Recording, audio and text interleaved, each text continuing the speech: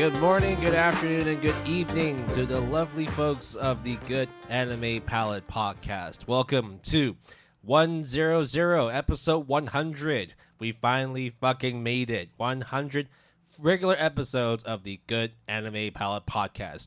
Jason and I have stood the test of time, and we've actually managed to reach this milestone. Who would have thought that 5 years ago, we would be sitting there saying, we just start a podcast and see how this goes. And then 5 years later, we survived COVID. We survived financial crashes. We survived a very ridiculous 2024. If anybody wants to sort of extrapolate that, we won't, because it's not that kind of podcast. But what we are going to do is going to celebrate, enjoy, and just have some fun with today's episode. So, Jason, welcome back. How you doing, my guy? It's good to be back. And also to all the Asians and the people who celebrate Asian culture as well. Happy Chinese New Year, everyone. Or Happy Lunar New Year if you don't celebrate the Chinese.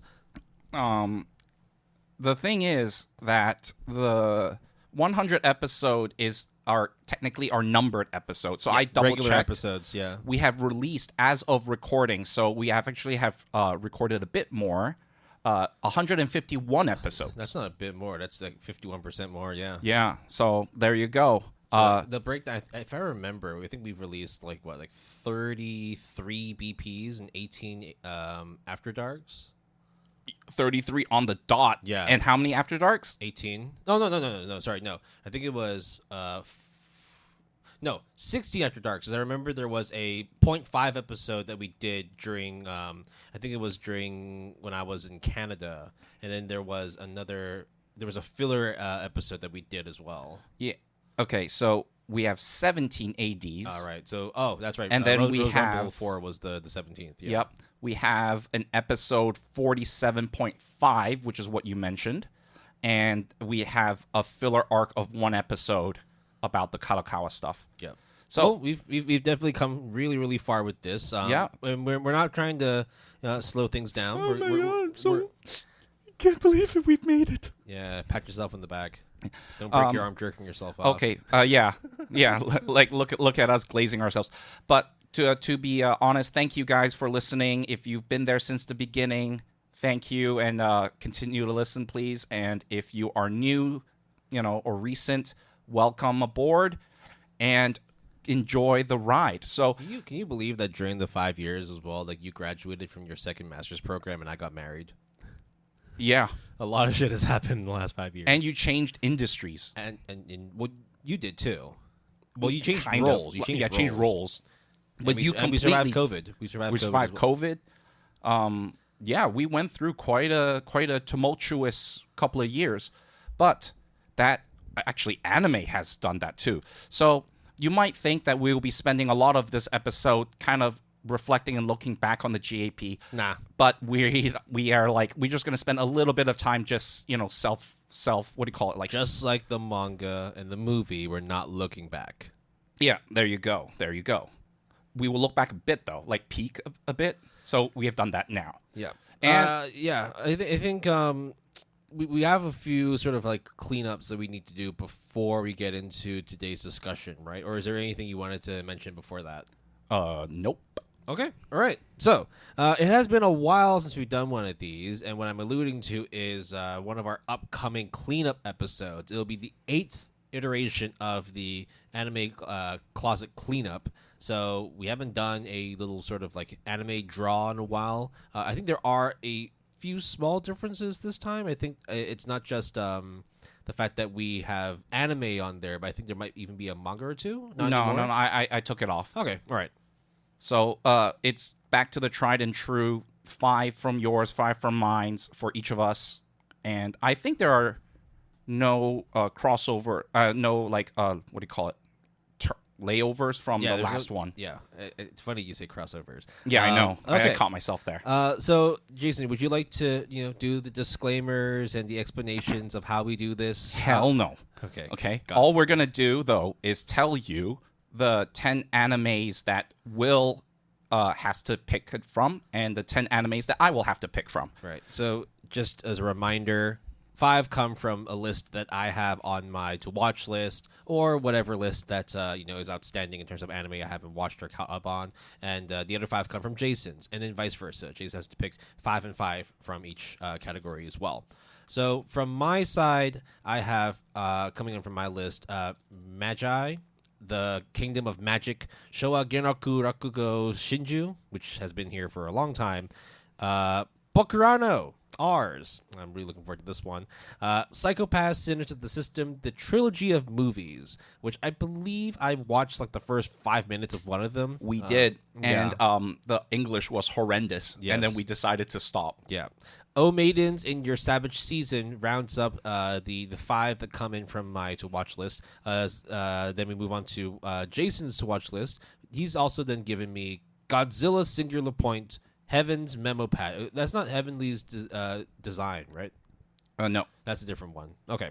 The Perfect Insider. I think I know which that one is. Blue Giant, the movie, and Juni Taisen's Zodiac War. So we've got some classics here. We've got some real ball breakers in terms of why, God, are you making me watching this? And then, of course, the everlasting Rakugo anime series. Jason, would you do the honors of announcing what you've got on your cleanup list? Okay, so from my cleanup list that Will chose from his own lists is Paprika, the movie, Banana Fish, Steins Gate, Idly Pride, and Magi Todali, which is a very interesting mix of stuff. And then from my to-watch list, Will has chosen Odd Taxi, Bastard, Seikano. That's the boring girlfriend one. Yep. Happy Sugar Life, and How Heavy Are the Dumbbells You Lift? So, Will, I guess do you want to pick for? You're going to pick for all. Okay, all right. I'll do the honors then. Okay, so we have a little box over here with a bunch of anime in here that we're going to choose from. So this is Will's cleanup. Will's list. I forgot. I'm just supposed to pick one, right? Yeah. And the winner from my list for my closet cleanup is Bokurano. Yes, I finally got Bokurano. It's going to be mad depressing. Yep. There we go. So Bokurano ours will be the first series that I'll be tackling in my closet cleanup. Then from Jason's list he's given me, I'm really hoping for. Actually, I'm not hoping for Godzilla's Singular Point. I haven't read too many good things about that one. It'd be funny if I pick it up right now. And I see a G. It is Godzilla's Singular Point. Yo, let's go. Okay. Okay, Godzilla's Singular Point and Bokurano R's are the 2 closet cleanups that I'll be tackling for Cleanup 8. That'll be coming out for episode 105. So you guys got at least a month and a half, 2 months around 2 months before we release that episode. All right, so now it is my cleanup list, and from Will's cleanup list, the Paprika, Banana Fish, Steins Gate, Idly Pride, and Magi Todali. Let's go. All right. Again, I'll be picking. No, I'm not picking. I'll be choosing a piece of paper to pull out. Anyone that stands out here before I announce? I kind of try Magi Todali. Because I heard it was actually... Is it Magi or is it Migi? Oh, Migi. Doesn't matter because you're watching Idly Pride. Fuck me. All right. God damn it. Why'd I have to get... shit. Actually, that was the one that was the joke one, yeah. It would have been amazing if you got Banana Fish or Paprika, actually. Because neither of us have watched Paprika or Perfect Blue yet. we keep kind of like prolonging it. Like, what? You know how it is, right? For example, if it's like the Count of Monte Cristo, it's I never was about to picked. say Gokatsu. Yeah, exactly. Gokatsu, it's never going to be picked. Okay. Odd Taxi, Bastard, Seikano, Happy Sugar Life, or How Heavy Are the Dumbbells You Lift? It is... Good one. Odd Taxi. Okay, Okay. Odd Taxi's a good one. Oh, God. Okay, so now that we have chosen all of our cleanup, let's go over it again. From Will's cleanup list, he is going to watch from his own list Bokurano R's, or obviously known as Bokurano. And from my list for him is Godzilla Singular Point. Sorry, I can't say that with a straight face. From my cleanup list, unfortunately, or fortunately, who knows, Idly Pride from Will's list, which... That was a joke, but at the same time, it's also like there are a lot of things on my to watch list that you've already consumed. Yeah. And also the fact that I really don't use my anime list that often anymore. Oh yeah, and then Odd Taxi for my that one's one I'm really looking forward to hearing what you think, because I quite like it a lot. Yeah, that's gonna be good. I'm actually really looking forward to it. So we got that out of the way. So we're going to then transition into the main discussion topic, which I actually don't really know the full scope of, because Jason and I have been working on some real heavy shit in regards to our actual jobs. So we haven't actually had a lot of time to sort of coordinate what we're going to be talking about, not just for this episode, for the next couple episodes as well. But we did spare some time in the past week and a half just to, crunch the keyboards and put stuff on the dockets. So it's not so much that like Jason is this is Jason's topic and then the next one is my topic. It just so happened that we're dividing up the responsibilities that way. So I will let Jason introduce today's discussion topic. So this is the moment where I have to provide a lot of context. This is the disclaimers. Yeah. So when it came to episode 100, right? I'm sure a lot of people would be like, oh, that's a milestone. And if you are a creator, you would want to celebrate that by maybe possibly, usually, looking back on your own work or your best moments or whatever. But the thing is, guys, we do that quite often with our GAP finale. And also, it feels really weird to pander to ourselves for like a whole hour and a half to 2 hours. So from there, I was like, well, what if, I think one of our weird ideas, was like, well, what if we do animes with 100 in its name? And then we had a couple, and then we're like, but what's the point? So then I was struggling back and forth until literally last night of recording, before like 12 hours before we're recording. This started actually unrelated to anime or manga. It's actually related to fighting games.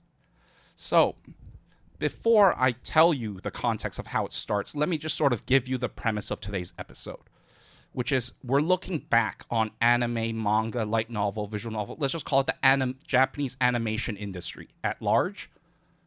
I am proposing the theory that as of right now, we are at a major monumental tipping point where being a fan and a consumer of the industry has never been better, but the industry itself is struggling to adapt despite their best efforts and potentially might implode.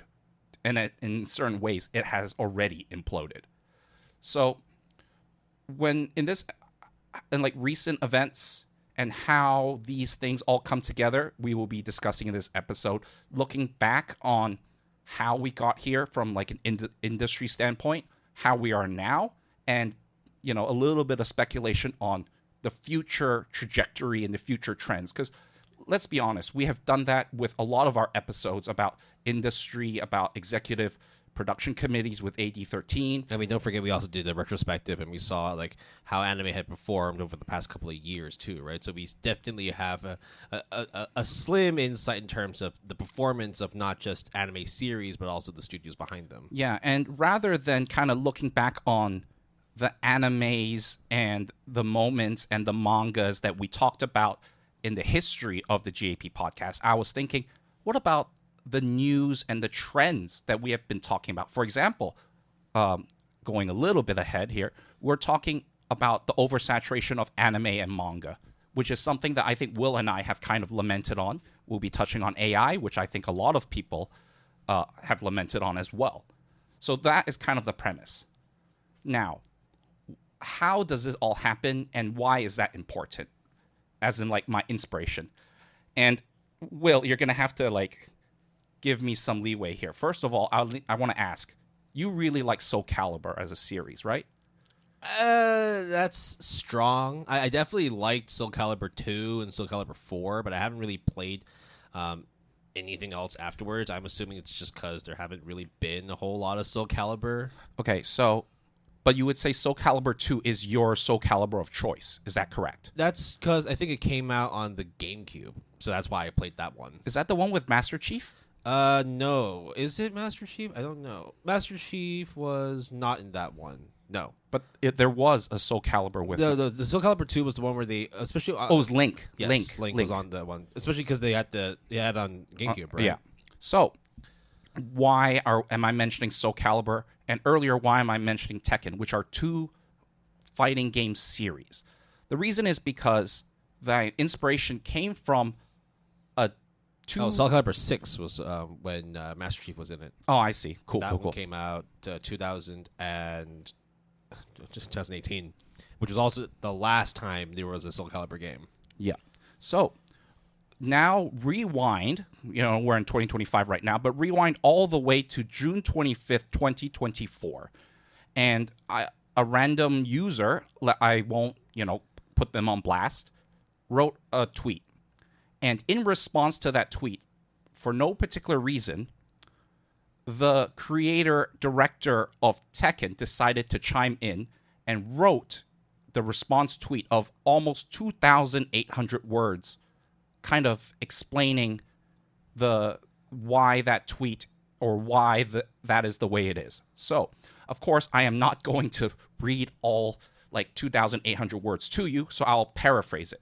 Essentially, the original poster, the OP, said that if Soul Calibur 2 had a director as loyal as Harada, who is the director of Tekken, then Soul Calibur 2 would have grown into unlevels of success.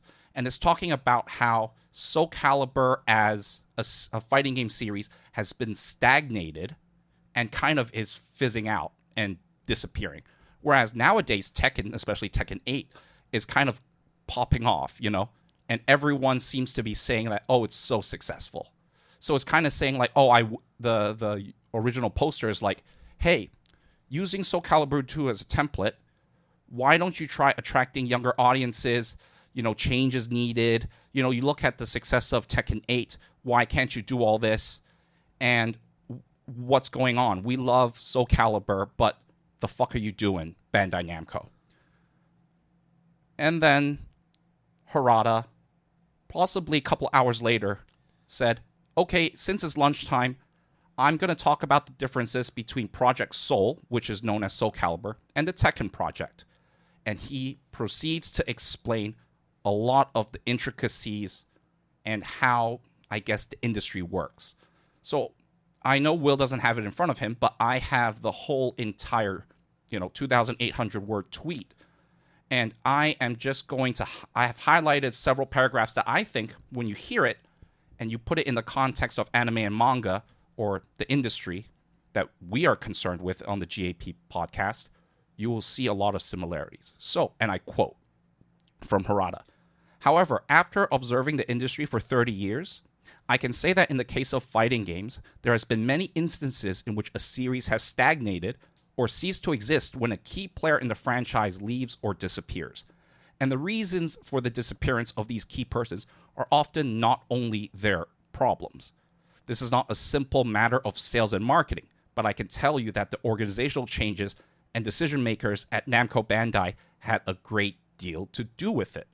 He goes on further to say, the Tekken project has been called a group of outlaws since the days of old Namco and was a unique group in the development department, but Project Soul was an elite group, a sophisticated development team.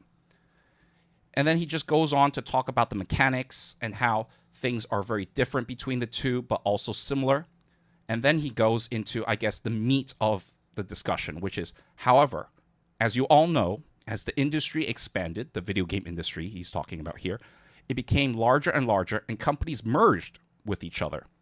Bandai Namco is no exception and has changed for better or for worse, in quotes. As you know, Japanese game companies and the IT industry do not have the same organizational structure as those found on the west coast of North America.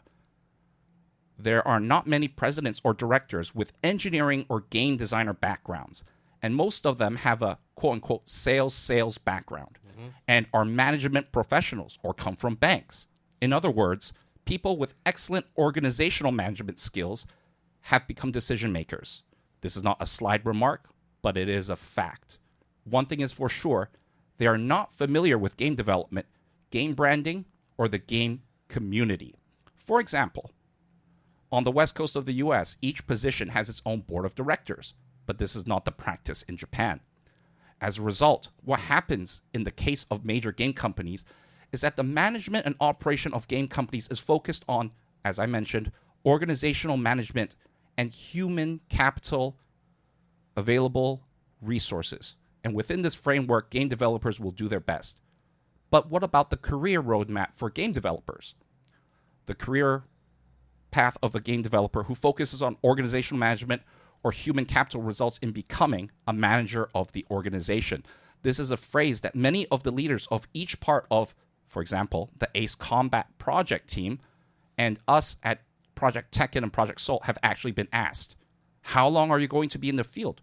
When are you going to become a manager? And when will you be the manager of the organization? How long do you want to be a creator? And he puts in quotes, yes, that was actually directed to the director of the Ace Combat series. No one in the organization at the time was asking, when are you going to grow up to be a great game developer? Literally, not one person talked about the career path of a game developer. It was all about management, administration, and it was true that this was not an organization that could properly evaluate the content of the game and their value. And by becoming a member of the organization, he meant that one should not stick to one thing forever, but should broaden one's perspective to every department, division, and business, which is the only way to advance the career at a time. So it goes on for quite a bit, but it kind of highlights that it's kind of funny because Soul Calibur has lost its soul, and it seems that a lot of the creative mindsets and the people that make the decisions have a great disparity in the video game industry. So this long-ass tweet had I only read 20% of it, had 1.1 million views, tons of retweets and stuff, and it created that conversation. So when I saw that, it really reminded me of at least what I think is the current state of anime and manga, visual novels, light novels, and the possible trajectory that is heading towards. So that is to say that is how I came to this very point and my whole long-ass monologue. Sorry about that. Will, what do you think about what I just proposed? You're just stating what actually happens within a lot of industries when you involve technical people and salespeople. Absolutely. It's not just games development. I work in software development myself, and that's essentially the trajectory that a lot of people face. It's you either stay becoming a really, really good software developer, or you take the step up and go into management. You go into sales. You go into project management. And therefore, you're not as... You might still have your technical knowledge, but you're not using it as hands-on as you used to. Instead, you're kind of just, crunching people together and trying to give them the vision of how to do things and build a specific product, build a specific service.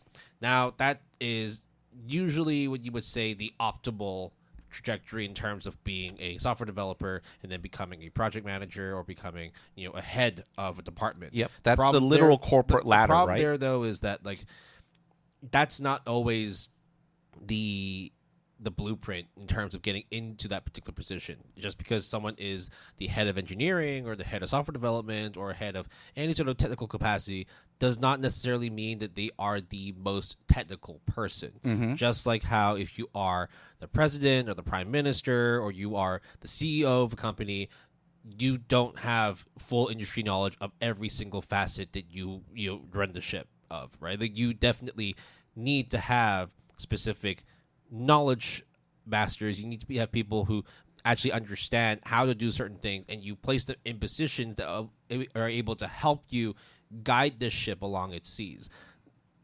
That's not always the easiest thing to do, though, because if someone comes from a background that clashes from another person's perspective, another person's experience, but this person's in a position of power, and they don't necessarily see eye to eye with how certain things are done, when push comes to shove, the one who actually has the knowledge ends up being shut out because they're not in that particular position. So they have no decisions. They have no power to be able to change the direction of how a company should be run.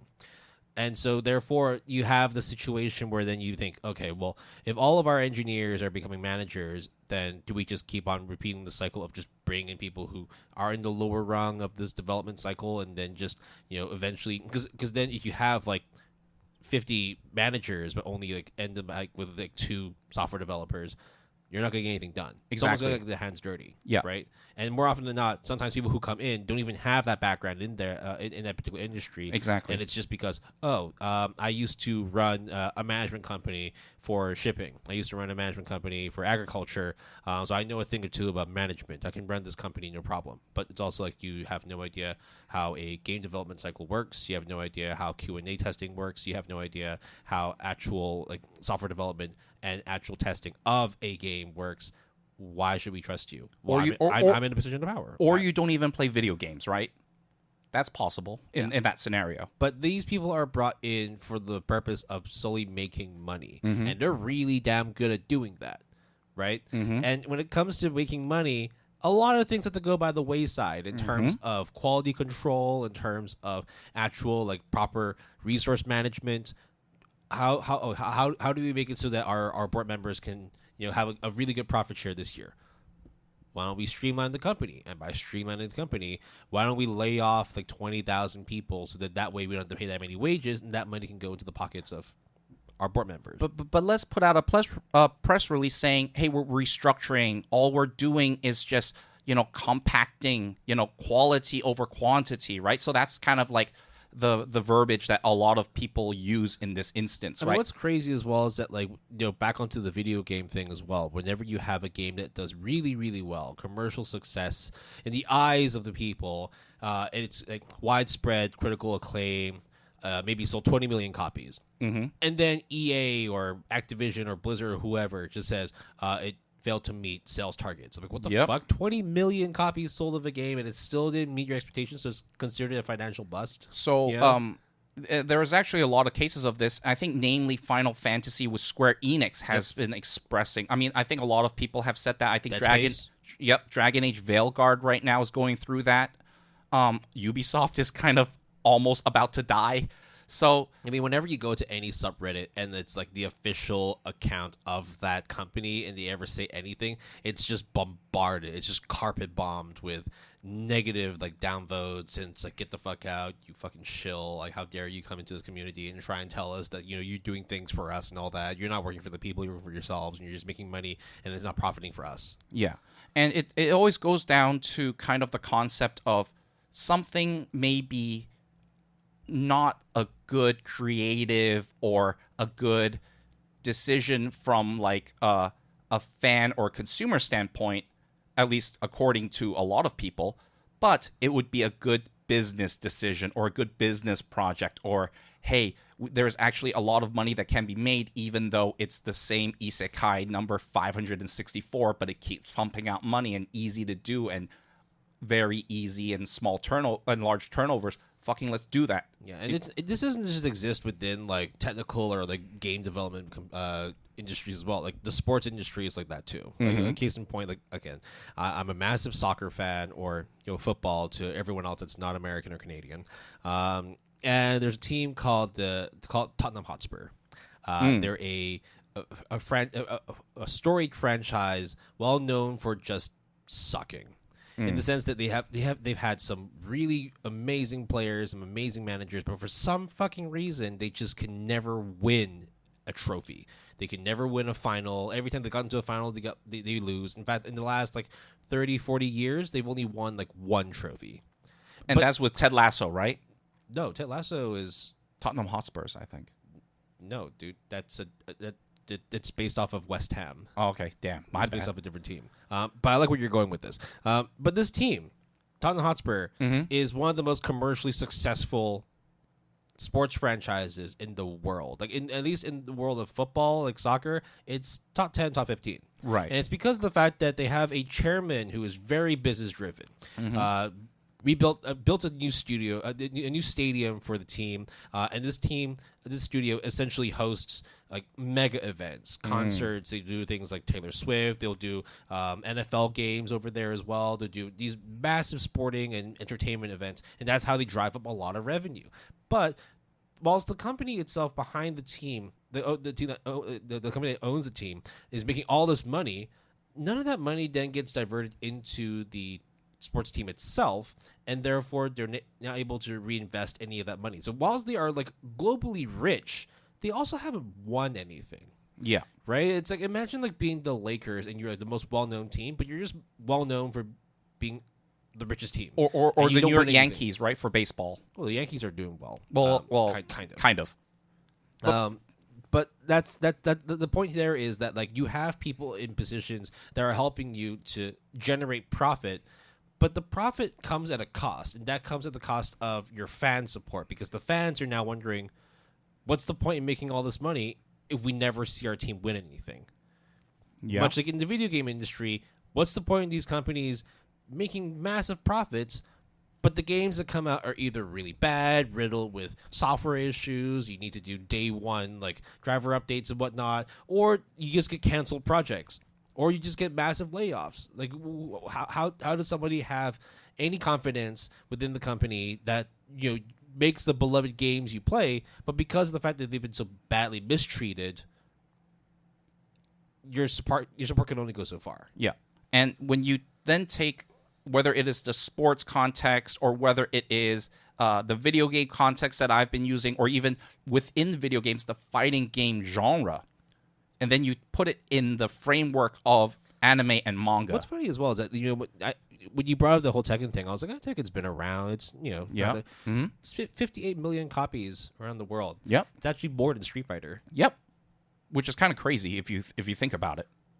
Again, the difference is like minimal. It's like only 1 million.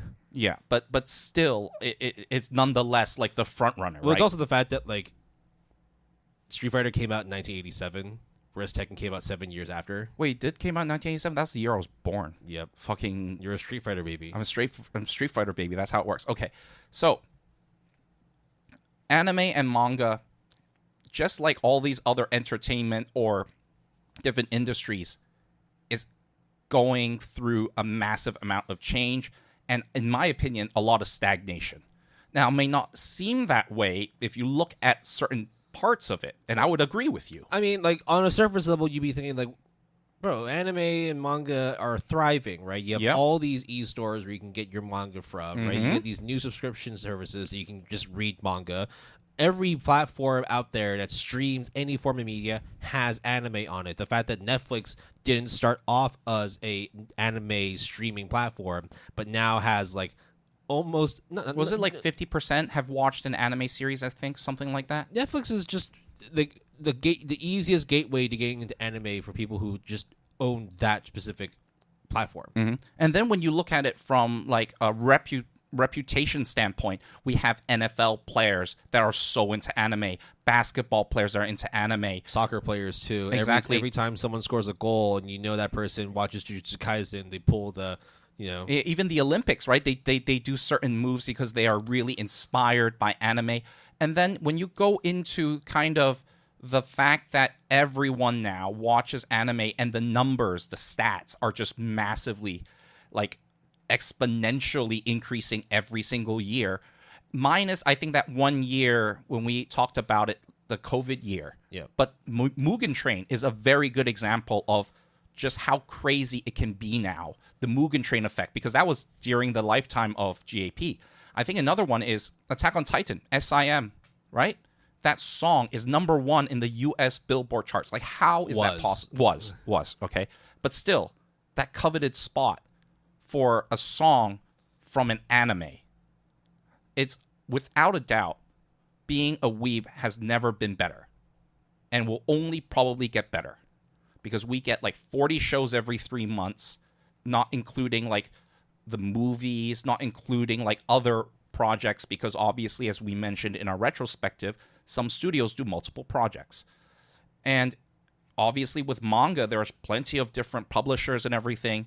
Netflix, obviously, Crunchyroll, even Disney Plus is in on the anime front. And we have not made tons of episodes talking about how awesome anime, manga, light novels have been flourishing these like past couple of years. Well, because it's just kind of redundant having to repeat like what's so visually like obvious, right? In terms of like, Oh, anime is great. Yes, it is. It's because of the fact that every fucking season we have so many anime series. We get constantly reminded that the Crunchyroll Awards are coming up. Every year there's like a new like hype show that comes out, and every AniTuber and every subreddit is just clamoring and trying to get their hands on the first episode and talk about it. It's always been like that. Like a lot of things that drive any form of media is the hype, and the hype train has never died down. Yeah. I mean, within our lifetime of the podcast, Will, something that I thought was impossible was Fieren being number one on my anime list, and basically FMA Brotherhood got dethroned. I thought it wasn't possible, but it turned out that Fieren was that series. We also have, if you look back on anime, there has been a lot of stuff. Like I would consider like lost IPs or dormant IPs that are coming back recently in full swing. So, for example, the obvious one is Bleach 1,000 Year Blood War. That is massive, and that literally had a huge hiatus, a huge dormant disappearance. Monogatari came back. Slam Dunk came back. Sound Euphonium, Mononoke, Natsume Book of Friends, Code Geass, Cardcaptor Sakura, like all of these series that had like this huge hiatus that everyone's just like, oh, we'll never see a sequel. We'll never see the end of the story unless if I have to consume the manga or the source. All of a sudden it's coming back in full swing these past couple of years. Then at the same time, you look at the amount of accessibility, which is what Will mentioned earlier.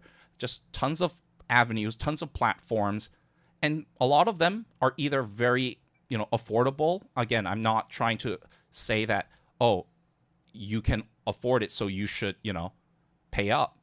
But undeniable that it is there if you can afford it and you can access all of it. And it's just really easily accessible nowadays. But, again, another beating of the dead horse, another constant fact is that the industry is struggling, in my opinion. Not in terms of money, right? Using your soccer, Hotspurs kind of analogy. The money is good. And the consumers, in this particular case, are doing pretty okay.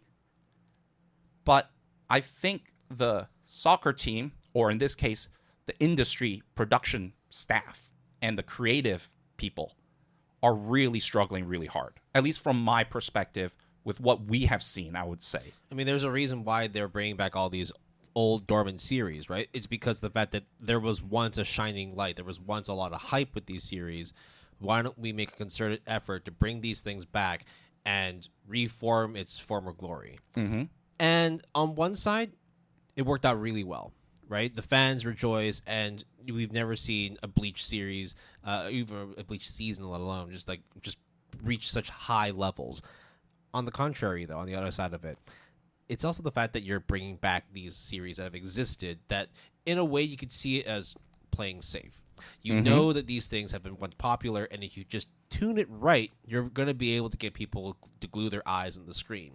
And that is, in a way, a stagnation of the anime creativity that we've been starved of. Yeah. The fact that there has not been as much variation in terms of the stuff that we can access and we can watch. We've talked about how many light novel, like fantasy reincarnation, isekai adaptations there are. So many remakes and reboots. We're seeing this within video games too. Absolutely, absolutely. And unfortunately, some of them just can't do very good. Despite their best efforts. And even if you do it well too, it's also kind of it's like the whole Disney thing where they reintroduce old movies, like where they've done the live action, right? The Aladdins, the Beauty and the Beast, the Lion Kings and whatnot. It's like, bro, we know that these are gonna work, but like, why? Like, do we really need another fucking Indiana Jones movie? Do we really need another Star Wars movie? Right? Do we need another Star Wars TV series that they're gonna get canceled after one season, like The Acolyte? What about Marvel? That Exactly. Okay, if we weren't an anime podcast, I would spend like at least like 5 hours just breaking down why the Marvel animation and the Marvel Studio saga is a fucking crapshoot. right? Like it's you. And this applies to anime too. Of course. When you try and get as many fans onto your platform, onto your series as possible, and the hype train has never gone higher, you're sky high. At some point, when the bubble bursts, the fall is going to hurt even more. And that's what a lot of industries are experiencing right now, because now that you don't have your cash cow anymore, Demon Slayer, the reason why Mugen Train was so good, it was literally one of the only anime movies to come out that year. It only released 1 year after the original series dropped in 2019. So the hype train was the fact you even called it Mugen Train was enough to get people on that fucking train. Yeah, exactly. Right? What happened afterwards? Okay, Entertainment District was great. Everything else afterwards has been pretty right? Yeah. And guess what? You're not going to be expecting anything different. It's just going to go along with how the manga develops, because the manga's already done, right? So now you don't have that anymore. Well, okay, let's release other things like Heavenly Delusions. Why don't we do Hell's Paradise? Why don't we do Dan to Dan? It's great that every couple seasons we have this new action series, this new adventure series, this new shonen series that can always bring people back in to watch. Yeah. But eventually, and this is how, like, me being a jaded old man, an old weeb sees things. At some point, your audience is going to outgrow whatever you put out on there. And your only hope to be able to survive and to actually continue this industry that you've built is to bring in new viewers. Yep. I don't know how it's going to work, because things change. You would think that, like, oh, we've been running this shit for like well over like 50 years. We've been successful. That's great. We're gonna keep going, right? But we're explaining things that exist within this specific time frame, within this specific time, this specific lifetime. Yeah, because what I'm trying to emphasize is the tipping point, right? Like, we are at that point where, I think you've mentioned before, like the uncanny valley. Like, we're literally at the precipice before the bubble pops, before the cliff, before the fallout, or maybe it's ascension. It is the opposite. But whatever it is, this moment in time encapsulated and by this moment I mean like the past like few years.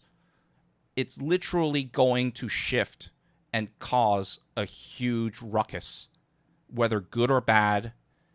Things are going to shift monumentally. So how I would sort of want to prove that in terms of why it's struggling or why everything is coming to like a climactic point. Take, for example, one of the shows airing right now, winter 2025, that we really like, Sakamoto Days. If you are very avid and very observant consumer of Sakamoto Days, you might have noticed that in the credits of episode 4, there is a lot of studios randomly mentioned as assisting on that episode. And it turns out, for episode 4, over 23 animation studios were credited. Okay?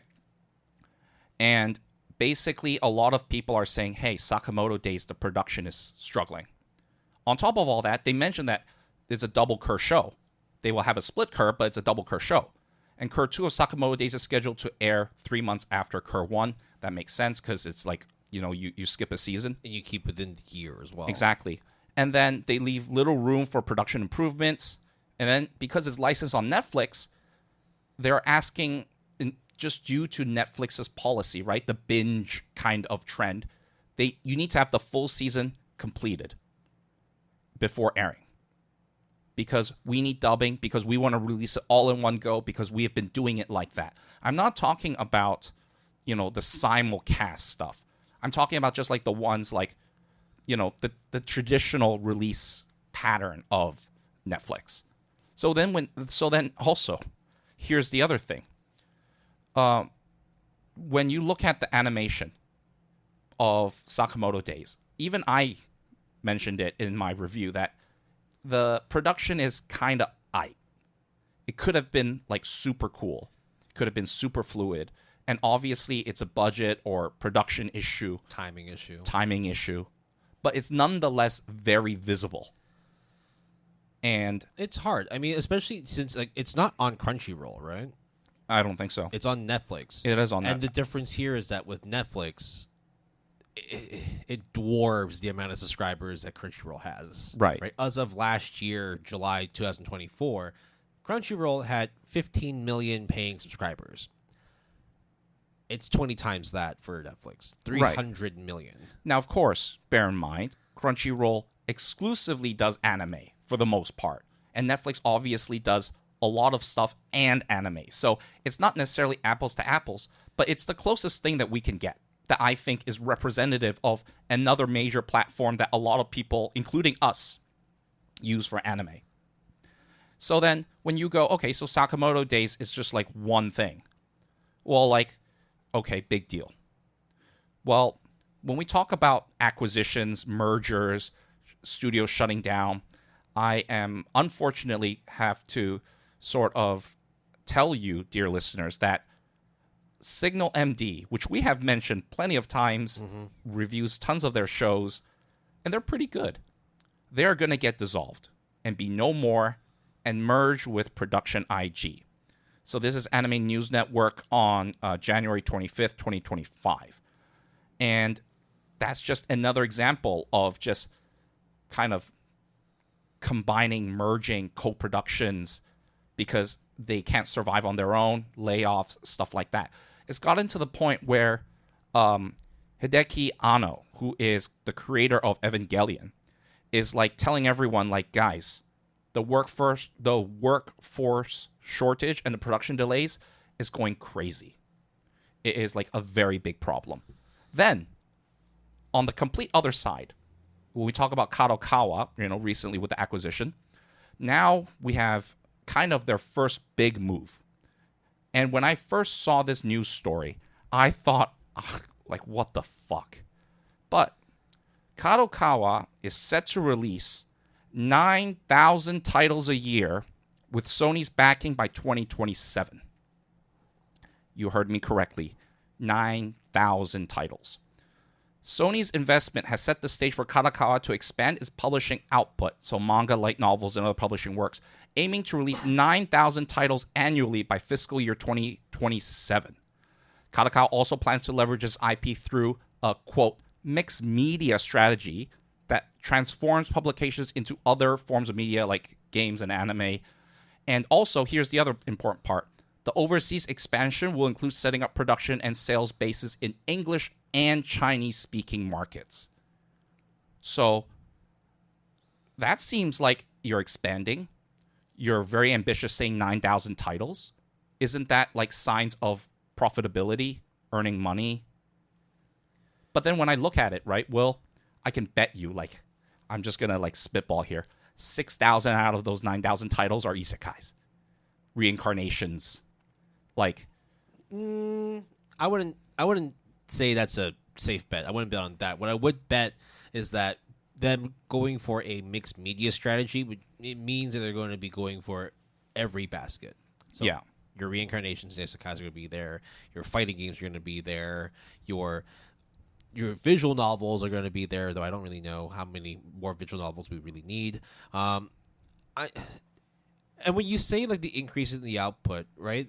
It is a 1.5 fold increase based on how it was 2 years ago. So 6,000 to 9,000 over the course of 4 years sounds about right, especially with the fact that you have Sony's financial backing in here as well. Exactly. Right? Yep. The problem here, though, is that just because you release a lot more stuff doesn't guarantee the quality of it. Mm-hmm. And I thought for a minute when you said 6,000 out of 9,000, I thought you were going to say that I bet you 6,000 out of 9,000, that like 2/3 of the stuff was going to be trash. Yeah. That's basically kind of what I'm saying. You're not saying isekais are trash, though, are you? A lot of it is. Be careful with your words. The isekai fans are listening. But no, I fully agree with you. I mean, there is a lot of good isekais. Because when you see it like that, right, especially with 6,000 out of 9,000, so 2/3 of your stuff being the one same thing, you know that there's going to be a lot of rehash, There's going to be a lot of stuff that is just thrown out the window because, hey, we need to make money, so let's just get it out. Yeah, I'm not talking about jobless reincarnations or the ReZeros. We're not even saying that isekai itself is bad. We're saying that it's so diluted that you're going to have to wade through the waters to find something good. The well is so dry. And looking through that much stuff, it's going to be so fucking hard. You know, like how hard it is for us to find good anime per season without looking at fucking Mal, like being like basically being given pointers. Hey, this thing has an 8.81. Go check it out. Okay, let's run over it. If you didn't have that, you were just to navigate through watching whatever release. Like they just gave you a blank slate. Here, there's Sakamoto Days that came out this season. There's this that came out this season. You got Toliban Hanako-kun, right? You got Dr. Stone. You got 100 Girlfriends. You got what's the ice skating one? Medalist, right? You got those. Watch them. Oh, okay, cool. And you watch, and you watch, and you watch, and you watch, and you watch, and then you come to the conclusion that there was only really 1 out of like 10 things I watched that was good. Not a very good hit rate. But there was a lot of anime that came out, and there were lots of other people putting their eyes on it, so those metrics are going to be great, right? You put 9,000 things, you just need at least 100 people each to watch one of those things. Numbers look fine, right? But it's really, really short-sighted just to make it a numbers game. Exactly. You can't just say, like, oh, we're going to make more stuff, and it's going to be great. It's going to be fantastic. Well, when I go to a supermarket and I find, like, 20 different versions of the same cereal I want to eat, I can still only buy one. Yeah. And obviously, when you factor in the anime, manga, light novels is, like, of a creative origin, right? And then you treat it like it is not. Obviously, there needs to be a balance between profitability, revenue, and creativity. But Will and I have talked about it. So, Attack on Titan. Recently, massive, right? It's now finished. My Hero Academia is on its last season of its anime. Its manga, finished. One Piece. But Vigilantes is coming out. Vigilantes is coming out in spring. So they're relying on going. Yep. Bleach, obviously, with 1,000-Year Blood War. And the manga ended. And the manga ended ages ago. Demon Slayer ended ages ago, but now they are finishing their trilogy of movies with Infinity Castle. Undead Unluck, the series that Will and I love to death, sarcasm included, just finished. Haikyuu, obviously, the manga's finished ages ago, but there is the dumpster battle movie that we watched that was really good. And even things like Komi Can't Communicate ending after, a long-ass run. So what is there to replace it when there is tons and tons of people, more people, compared to 5 years ago? And when you listen to one of our episodes where we talk about the update, the redux of the Shonen lineup, we're like, dude, manga series are getting axed left and right. There is just like, what is going on in terms of creativity? I'm not saying things like Blue Box on Shonen Jump is bad. Of course not. Blue Box is fucking awesome. Will also think it's fucking awesome. But Shonen Action, the thing that Shonen Jump is known for forever, they're running the well dry. They're trying to see what sticks, and they're throwing everything at the wall, but they're not giving these manga series, these new series, time to grow. And it sucks. It's not just the studios themselves, though. I think it's also, I'm not here to blame the fans, but it's also, in a sense, fan behavior, too. The fact that, like, you just want to look for stuff that you know that you'd love, and that's why you just wait for that shit to come out, and you kind of ignore the other things. The most hype series are coming out for spring 2025 right now are Fire Force Season 3, Slime 300, the second season. I'm excited, by the way. Windbreaker Season 2. I'm also excited, by the way. My Hero Academia Vigilantes, which is pretty good. Yeah. Then there's also Harada is Indecipherable, the little girl. Yep, Season 2, yep. Yeah, that one's coming out. You got Go Go Loser Ranger Season 2. You got another season of Black Butler. And then, of course, that those are great. But then you remember we talked about Witch Watch? That's coming out. Yep. It's not even the top 10 most look forward to series on my anime list for this, because there's nothing. Yeah. There's no hype for it. There's no marketing for it. The marketing goes into series that already do well. And that's why we have those constant sequelitis syndromes whenever we come into doing a seasonal review. We don't just like not watch certain series because we don't want to. It's because we can't. we don't watch Black Butler. We haven't caught up with Fire. Well, I haven't caught up with Fire Force. Yeah, and we even haven't caught up with Windbreaker. I did catch up with Windbreaker. But the point is, I think, Will, when we look at, for example, I think we had this discussion with Golden Kamui in particular, which is the sequels get less and less members that join. Yes. And the popularity gets lesser and lesser when usually, the critical score, the rank, gets higher and higher and higher. Attack on Titan's a classic one. Exactly. So, if you go by that logic, again, obviously my anime list is a source that is just one facet of the entire fan base, right? But this is one that Will and I rely on or use the most. If we go by that kind of pattern, where are all those fans going to? Are they phasing out? Are they just hoping for the next big thing? Because in order to watch the sequels, you have to first watch the ones that precede it.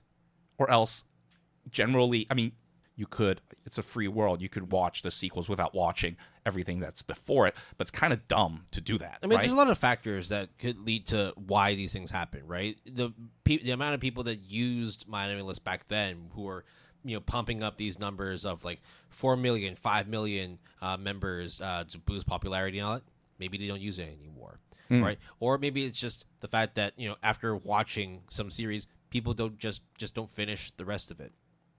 It's fair. It's entirely possible that somebody that watched Fire Force that came out like 5 years ago, however long it was, right?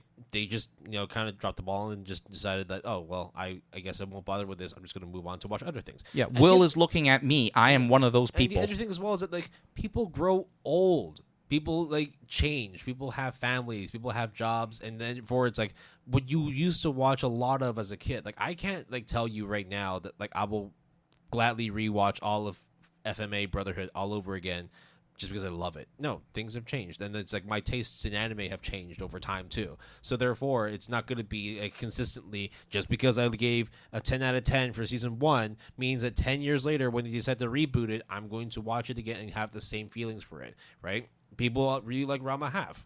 Congratulations, you got a good reboot. Yeah, right? I quite like the reboot too. I have friends who also like are loving it too. But it's also the fact that like when it comes to these massive properties, like Fire Force is the clear one, right? It's been dormant for so long, right? There's been no fire, no flame whatsoever. There's no force at all, right? I'll stop at the puns. No, it's fine. You can keep going. But then the fact that like you have all these other news shows, like Lazarus is coming out, right? Witch Watch is coming out. And Lazarus is a very good example because Lazarus is done by Cowboy Bebop boy. Cowboy Bebop man. Cowboy Bebop boy. Watanabe, right? Yep. And here's the thing. It's an anime original. Mappa. Yeah.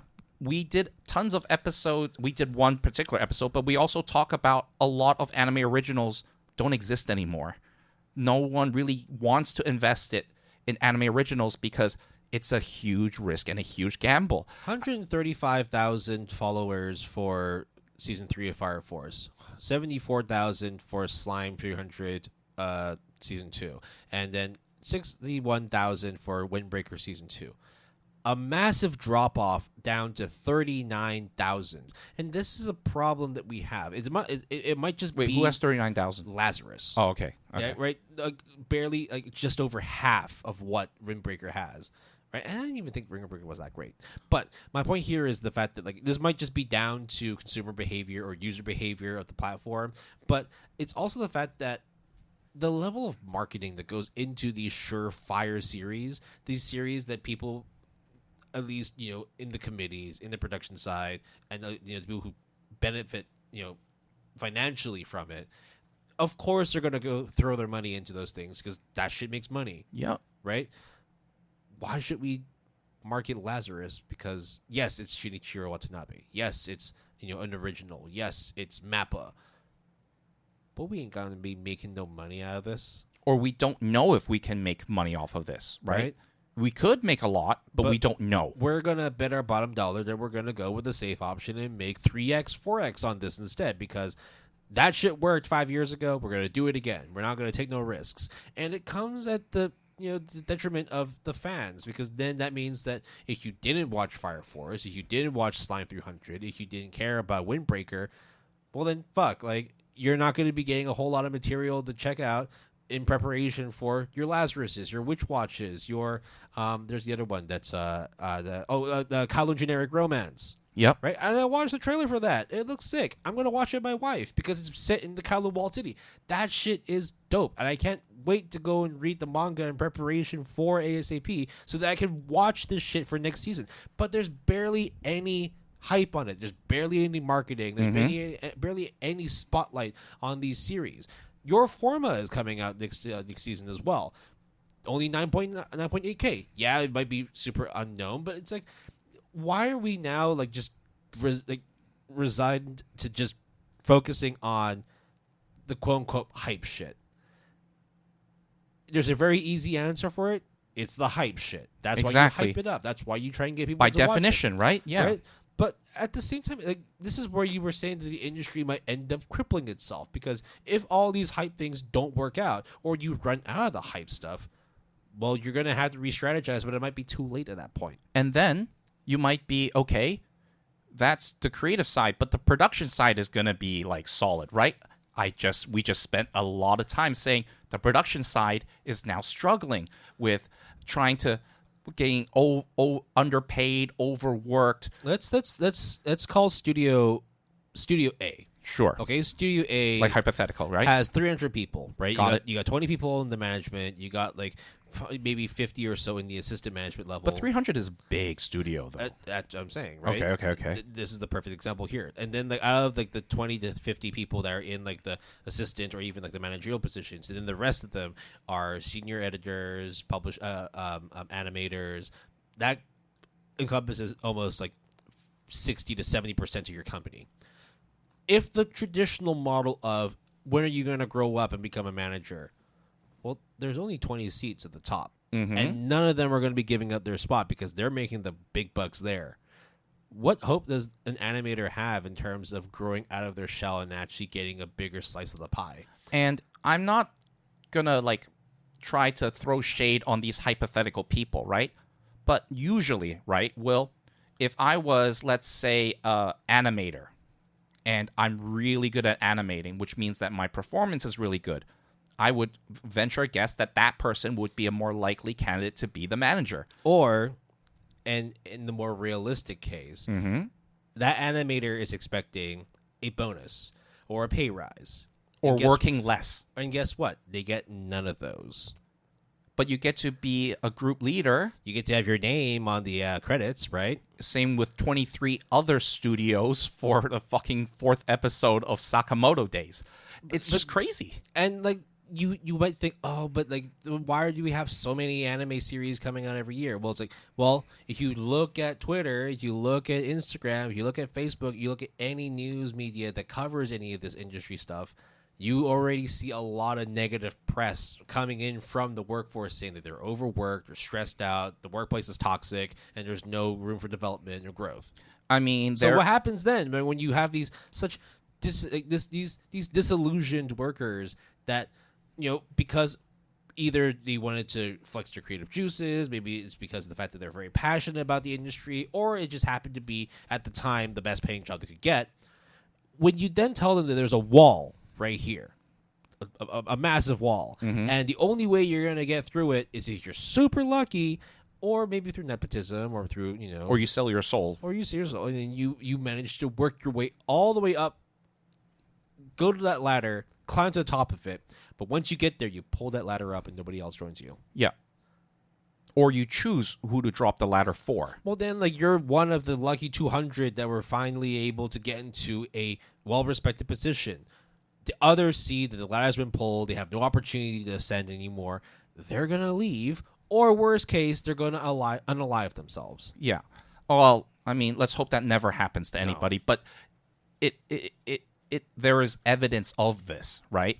And it's gotten so bad that CBR, the site that Will and I like to clown every once in a while, sometimes they do drop some knowledge every now and then. I'll give them credit to that. And on January 31st, 2025, they reported that Japan's Fair Trade Commission has announced that they're going to do a massive investigation into the anime industry's abuse and like overwork and stuff like that. Like, it's gotten to that point where it is that bad, you know? at least from the production side. So when you look at all of that put together, on one hand, anime and manga, light novels, the whole industry is doing fucking fantastic. But it is actually, in my opinion, kind of like, it looks really nice when you look at it like straight in the front. But when you look at the side, it is like thin as a paper. Everybody gets that sort of like, rose-tinted view of what a specific... Like, imagine like, oh, you're a game developer? Oh, that's great. You get to play games all the time. And you actually talk to a game developer. It's like, dude, my job fucking sucks. I mean, look at quality assurance in another world. That's a very good example of bug fixing. Like, they just literally just You're a games tester? That's awesome. You get to play games for your job. No, it's not fun. You think I like playing Dragon Quest 50,000 times in the same dungeon to see if a fucking cell actually works, to see if the color shading works, to see if the character movement is fluid and all that? Like, no, it's not fun, because every single time I do it, I want to fucking shoot myself in the head. Why am I doing this? It's not fun. It's repetitive, it's redundant, it's soulless. So then you will go, oh shit, that's pretty bad. But at the very least, you have a job, right? So here then comes the part where we incorporate AI and kind of machine learning and all of those stuff that has been not only at the forefront nowadays with DeepSeek, but... This is actually a really good time to actually talk about the AI thing as well. Yeah. Because I know you're pretty much heavily a Mac user, but you game. You're a gamer, bro, right? I'm a gamer. Right. So Capital G. I'm sure you know about, like, NVIDIA and like them releasing a new set of GPUs recently. Yeah, the fifth. Right? I watched the conference. Right, 50 series and all that. Awesome. These things, you buy this for $500. So cheap. It's gonna be 3 times faster than your previous chip, and it turns out it's because it's through procedural AI. Mm-hmm. Guess what happened when they went on sale? Bust. Oh, really? I didn't know that part. Well, I mean, of course, the scalpers took everything, but sales have dropped. The GPU industry right now is fucking tanking because... I mean, the stock tank, too. Yeah. For DeepSeek, though. Well, DeepSeek has its own issues. Yeah, I know. Right? But AMD's dropped. I know because I invest in some AMD. NVIDIA dropped. I wish I didn't because I sold my NVIDIA a long time ago before I could have made more money off of it, but... Oh, but alas, right? It's back down to the levels that I just sold it at, so woohoo. The AI wave that we have been constantly talking about over the last 2 years, we've been talking about, like, oh, this is the Peach Boy. Yes, Cyberpunk Momotaro. Yeah, right? That was like the first, at least the first known procedurally generated AI manga series that came out. And by the way, it looks actually quite gorgeous. Obviously, there's... I've been using Flux. I've been using GBT engines. I use GBT at work to be able to organize my databases so that I don't have to do it by hand. Mm-hmm. That shit is very, very slow and tiring. So there is obviously benefit to using these AI tools and these engines and these APIs. The problem where we have right now is that it's become so spun in marketing that it's so revolutionary, it's so game-changing, it's going to make everything better. And then when people realize, actually, shit's not that different, right? Samsung, as an example, they released their new S25 series phones. I'm still on the S22.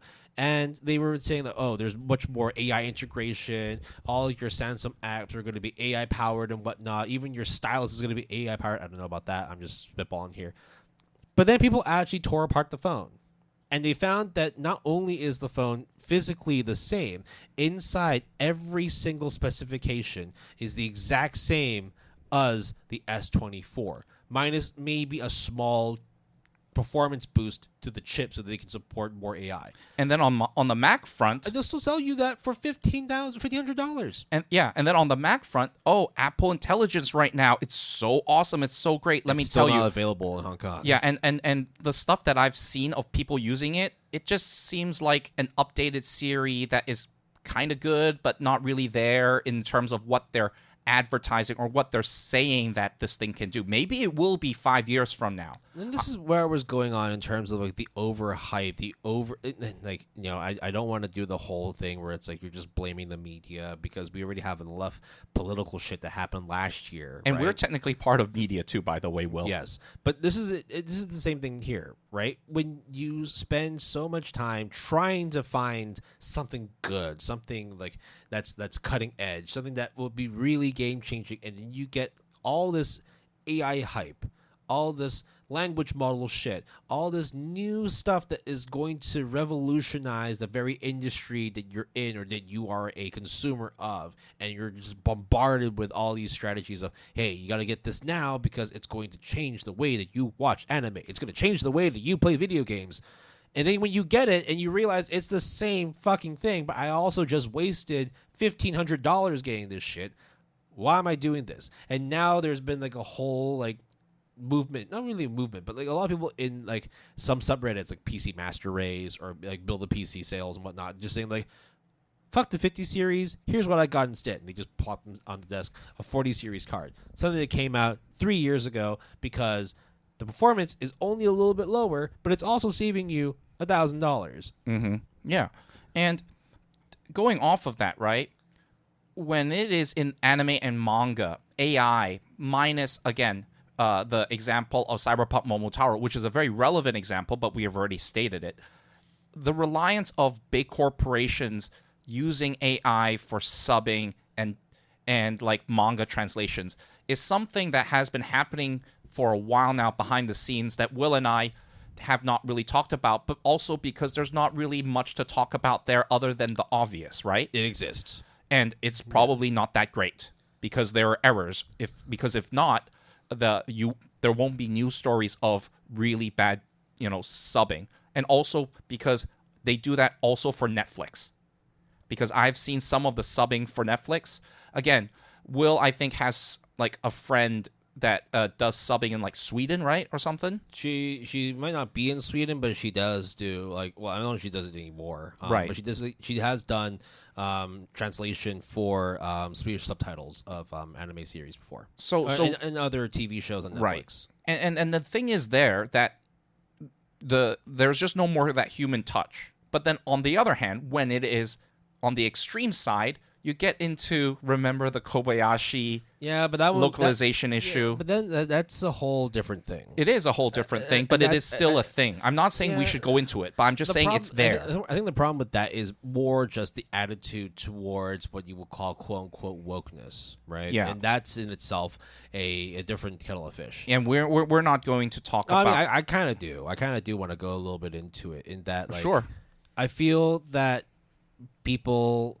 And this comes into a lot of like sort of like parasocial relationships or like feeling that like your voice is more important than others because you have like a stronger affinity to certain things, or you so-called feel like you have a better idea of how certain things should be done. This goes into, the Disney stuff as well. This goes into like the wokeness that people, perpetuate that Netflix is producing and all that. It's not that deep. It really isn't that deep. It's just when people feel that they need to voice something that really doesn't resonate with them, it's one of those things where it's like, rules for thee but not for me kind of thing. Right. Right? Where it's like, because something works for you, it doesn't work for me. And therefore, like, I need to tell everybody else that this is wrong and that you need to change it so that it suits the way I see things. The problem there, though, is that there's a million other voices out there that might be saying the same thing for you, but have a different idea of how you or they should be doing things. And that's why you have all these people on the internet, online, just arguing with each other about these subtitles are woke trash. No, you're just being sensitive and you're not allowing for creative freedom of linguists and translators. Da-da-da-da-da, right? That shit's never going to end because there's always going to be two camps of thought. In that, one, people should be allowed to express what they want, and two, you should not be infringing on something that already exists. Stay the fuck away from it. Right. That's just it. Where I sit far away from that shit because I just want to watch some fucking anime. Yeah. That's it. I hold the same stance.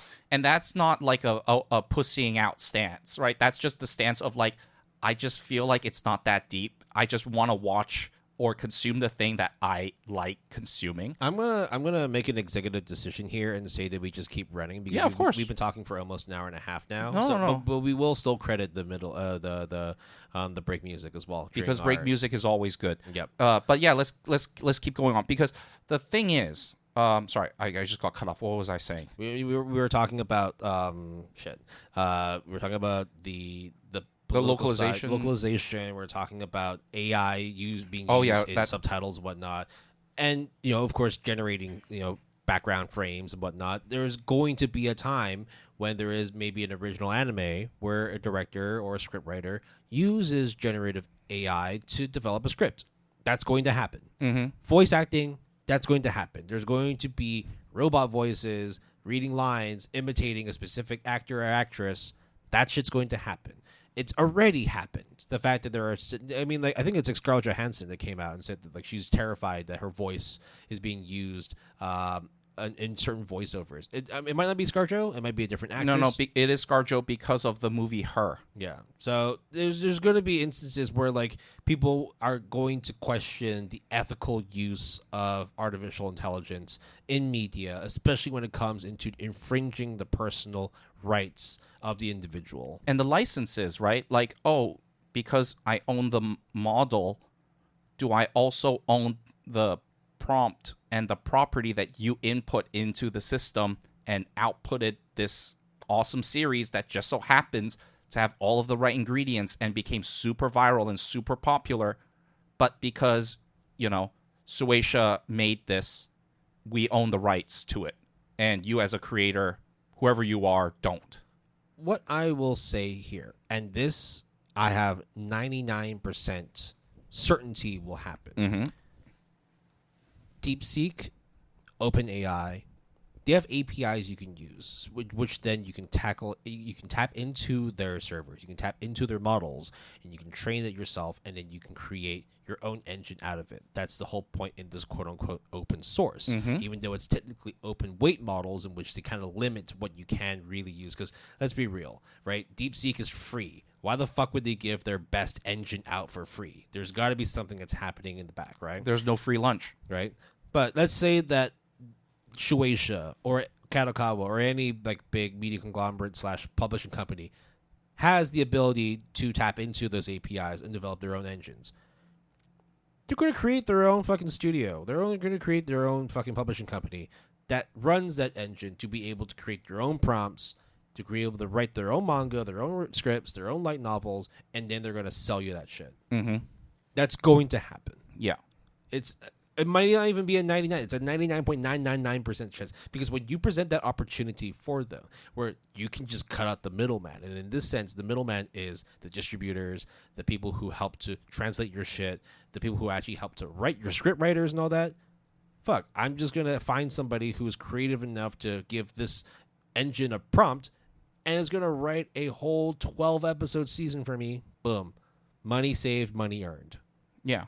Because even if, let's say, this hypothetical series is, it wasn't, quote-unquote, very successful, maybe it is entirely possible that they still earned a profit because the overhead, the cost it took to make it is so goddamn low because you don't need to pay for all the staff. And, okay, you are kind of rolling the dice and playing the lottery in terms of making the right prompt and outputting the kind of stuff. But at the same time, we, at least as a fan base of anime and manga, for better or for worse, at least I will include myself in that, we kind of lap it up. We kind of eat it up. Look, I mean, we have to, bear the onus as well. Like us being, okay, maybe we're not major, but we're still within the media in some form or another. And the ones that listen to us, may or may not actually take what we say as news, as a pointer in terms of how to navigate their anime journey, their manga journey, or whatever journey they're going on. Or they do, but yeah, I agree, yeah. And of course, we have to bear responsibility over the things we say. We definitely have biased views, not crazy in the sense that we're like, oh, don't watch this shit because I hate that shit. No, we do kind of do that, but though. It's for very specific things. I'm looking at you, Made in Abyss. Yes. But that doesn't matter because enough people already watch that shit, right? But we we need to be really aware in terms of how we portray certain hypes, certain series, certain industry norms, because when we get to a point where things change and we have to adapt, we need to be careful in terms of how we package it. In terms of a new studio comes out, it's completely AI driven. How are we going to present that? Are we going to be receptive of it? Are we going to be pretty like standoffish and say, hey, like, I don't know, like this kind of goes against how I grew up watching or reading anime and manga. I'm not going to take any sides in whatsoever. Like, get off my lawn type shit. Yeah, like, or like, are we going to openly embrace and lap it up? We have to be pretty impartial to it, right? And that therefore means that we need to put some level of spotlight, whether good or bad, whether or not we like it, because that's kind of our responsibility as a podcast. We can't just immediately from the get-go just say, hey, I mean, even if we don't like Made in Abyss, we're not telling you to not watch it. We're just telling you that we don't like it. Yes, but you are more than welcome to lap it up and enjoy it yourself, right?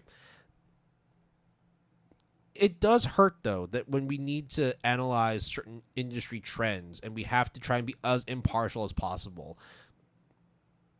we might be podcasting, but we are first and foremost fans. Yeah, absolutely. And that's the part that hurts, especially when we talk about like the struggle of anime production or even just getting an anime out, especially if you're an independent creator, right? It's already hard enough when you're trying to create one unique thing and you've got 50 other things that are well ahead of you, and then all of a sudden AI comes in. Yeah. That's where I feel like when you talk about the industry struggling, that's the real struggle. And that you're never going to see more and more creative works because people are going to rehash stuff. Reboots are going to keep coming up, right? Dormant series are going to come back. And the hype train that has been running for however many years is going to continue until two things happen. The manga ends or the mangaka dies. The source, whether it is the creator or the media itself, will cease to exist or will, end, period. But best believe that there's going to be another train that's ready to leave the station as soon as that one reaches its destination. And when you say, like, repackage, when you... Okay, let me try to recollect my thoughts. So, what I'm trying to say right now is something that Will and I kind of usually put it to the side. We acknowledge it all the time. It's a very big part of the industry and also us podcasting are light novels. I just haven't crossed that bridge where I would like to read a light novel. And I don't know if I ever will, but I'm not necessarily against it. But there's obviously connotations and stigma that in my mind I have of light novels now. But then you wait for the anime adaptation to come out. Exactly. Or the manga adaptation to come out. Or if none of those are available and I really want to know what happens, then maybe I will like break the seal and start reading those light novels because some of them are legitimately good. However, one thing that I have realized that literally did not happen when we started recording the podcast, or at least wasn't very prominent at all, is the appearance of audiobooks of light novels. Yep. That is something that literally within the lifetime of the GAP podcast went from nothing, didn't exist, or at least to our knowledge, to now being a prominent release schedule every month.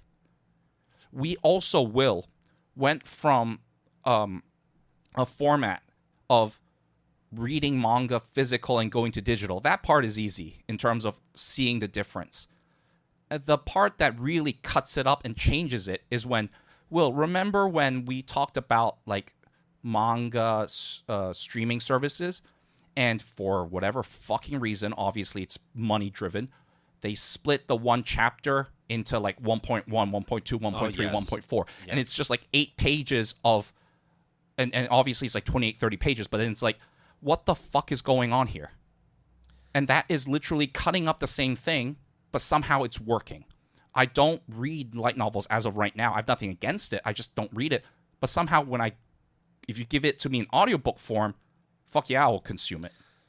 It was because consumption attitudes change. Our behaviors change. Okay, like think back like 25, 30 years ago. Mm-hmm, like, you know, young little Jason watching. Where did you first watch anime? On TV. Whatever was broadcasted on that TV channel, you watched. For me in Canada, it was on YTV, and it was always Pokemon. It was always Dragon Ball Z. It was always Naruto. Doraemon for me. Doraemon as well. Chibi Maruko-chan when I was in Hong Kong. Yeah. Right?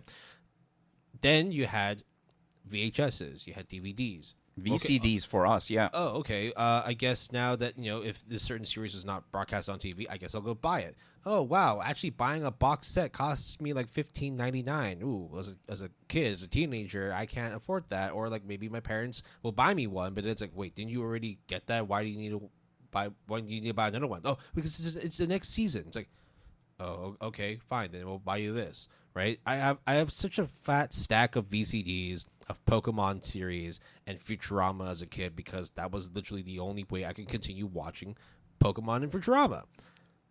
Then the money doesn't make sense anymore. Yes. So what do people do? They sail the seas. Yeah. Or because it's physical is not a big deal anymore. It's all about the digital, right? And that's the next frontier. Exactly. And we are already going through that frontier, but now I think we're going through another change. Can you imagine that? You first start up Netflix. Oh my God. 300 series at the palm of my hands for $5.99 a month. Fucking take my money. I don't need to pay for a cable box anymore. I don't need to buy box sets anymore. Dude, I pay 48 Hong Kong dollars for weekly Shonen Jump Plus, Manga Plus. We're talking about that now, yeah. Right? I'm talking about like Netflix when it first came out because now Netflix is like $13.99, $15.99, $17.99, and then okay, great. Now you have your manga streaming platforms or your manga online platforms. Wonderful. You pay a monthly subscription. Mm-hmm. What if they change that? And all of a sudden now it's you can read up to a certain amount because if you get free, you can read only current stuff and you can't reread it. But if you pay, then you can read the other stuff. I mean, there was a period when Netflix didn't have ads, but then when you then upgrade to like the next tier, oh, this cheap tier doesn't seem to be getting a lot of traction. Let's stuff ads into it. Yeah. Why don't we stuff ads into your manga? Why don't we make it so that instead of being able to read per volume, you now read per chapter? Oh, what instead of per chapter, we read do per panel? Point 1 or point 2 or point 3. And things just are going to get more and more expensive. And it's because of the fact that that's just how business works. Yeah. If you can continuously make $1,000 a month, that sounds okay. Maybe let's say you make $100,000 a year. Sure. Wonderful. Great. Would you like to make $100,000 a year for the rest of your life? Yeah. You say that. You wouldn't want to raise? Well, I mean, like, I didn't know that was available. Yeah, sure, yeah, okay. Oh, you want to raise, right? I actually, you know what? Will, I'm extra greedy. Instead of $100,000 per year, let's do it per month. Oh, okay. Well, we'll put you on 2-year contracts. Okay? Okay, cool. Oh, but then if you want to renew, then maybe you get a sign-on contract, a sign-on bonus, and then you get a little bit more money. That's exactly what's happening with every model of entertainment that you have. If you want to watch sports, oh, wonderful. Sports happens every year. I just want to watch it. Okay, well, you have to pay every year. Okay, cool. Now I'll just but do you want the Monday night football? Yeah. Or the Thursday night football, or the Saturday night, or the week long? If you get that, you gotta also get the hockey package. You gotta get the NHL pass. It's like Dark Patterns and like those kind of really fucked up kind of like money transaction. You want to buy a game? Great, play this game. It's like anchoring and stuff. This is good. Cool. There's actually a secret ending, but you got to pay an extra $30 for that through the DLC. Yeah. Oh, you like this Pokemon game? That's awesome. But we have a version exclusive if you buy this also the recently announced DLC that you can only get if you give us another $30. No, but here's the other thing, Will, that so yeah, first of all, I agree with you completely, right? So the money side of things.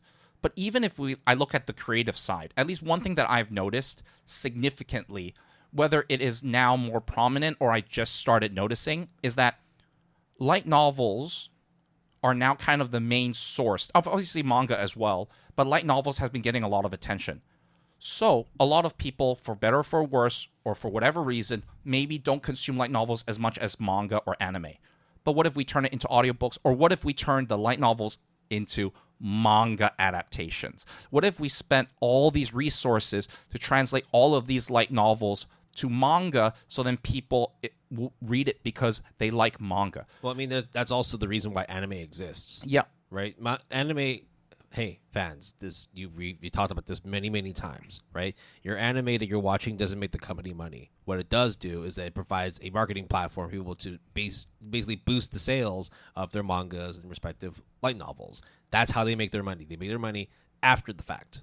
But the issue there becomes you're spending money, resources, time, energy into that adaptation, which is essentially the same thing but a different coat of paint. When you could have used that to potentially add another series or spend it to find the next Naruto instead of doing Boruto. You know? Yeah, but then you run into the problem that Shueisha has right now. Exactly. Right? That's what I'm saying. That's exactly it. You just basically keep churning that wheel, but the hamster died a long time ago. Yeah. You're not finding anything new. It's because of the fact that you have so aggressively promoted your successful series. The fact that, like, well, I'm going to talk a bit more about this in the upcoming episode, but the fact that, like, Naruto is still relevant to this day, the fact that Dragon Ball is still relevant to this day, just shows that there's no plan for growth at Shueisha in terms of the different IPs they have. If something works, they're going to bleed that shit dry. Or they're going to put it on fucking life support and hope that it keeps on making them money. Because I'm sorry, Naruto fans. I love Naruto. I really, really do. Yeah, me too. I feel bad for you. I feel bad for you Boruto fans. But there's just some things that just need to end. Like One Piece. Dragon Ball Z. One Piece is very much its own echelon. I know. And I totally understand it as well. I'm being facetious. Because I'll tell you this, because once original One Piece is done, right, like there's going to be more of it. The fact that Naruto started in like the 90s and to this day, over a 30-year span still exists, One Piece started before that, and it's got 3 times the amount of media compared to Naruto, right? You know that for the next 50, 70, 100 years, if Earth still exists to that point, One Piece will still be around because the companies are not going to let that shit die. And maybe even Naruto, to be honest. But the thing is there, though, Will, is that the reason why, I at least in my opinion, partially these quote-unquote classics, right, the stuff that we grew up with, is still so prominent today, is because the fan base from back then grew up. So, of course, we will still be talking about the stuff that we grew up with. And the industry itself did not explode into this international, multimedia, multi-genre kind of industry, right? Originally, obviously, it's supposed to be in Japan, and that's it when it started. Same thing with video games if we go back. We grew up, like as in our generation, or Gen Z, millennial, whatever, that segment was born in a place before the internet and after the internet existed. And also seeing video games, for example, went from Pong to now the game, like the video games that we play. You know what I mean? You also had studios where, like, when, and this applies to anime as well. It's not just video games. When a certain studio came out with a new game, you knew what game Blizzard was going to make. You knew what game Activision was going to make. You knew what anime that Kyoto Animations is going to make. You knew what anime Ufotable was going to make. But over time, when you have all these major mergers and acquisitions and these dissolving of companies, right? Science Saru now not its own entity anymore. Yep. Right? Is it under Toho or is it Toho? Yeah, right? You then start seeing studios that kind of just don't do their own thing anymore and start doing everything. And we know this because there are studios that try to do their own thing, like Manglobe, and just busted. And do you know what I think the next one would be? Next in the line of on the execution block? Doga Kobo. With Oshi no Ko, they have made a name for themselves. I also like, my senpai's annoying and stuff like that. I'm a very big, staunch fan of Doga Kobo as a studio. But they may or may not, again, I don't know what the future holds, but they're part of Karakawa, and they're a very, very competent studio. Chances are they might have to make a lot of these quote-unquote mixed media that Sony and Kadokawa wants of these light novels, rather than doing something that they maybe would want to do that is creative or not. I mean, the fact that I don't think crowdfunding like Kickstarter and stuff, even though Will and I have funded some animes projects with Kickstarter, it is not a viable avenue yet, or maybe will never be. It can always be like a side thing, but it won't be the main thing. But the issue then becomes there's no say. I mean, the fact that we have to talk about Chainsaw Man and the precedent that it's set because they don't have a production committee. Like, how is it possible that in this day and age that it took only now for that possibility to happen?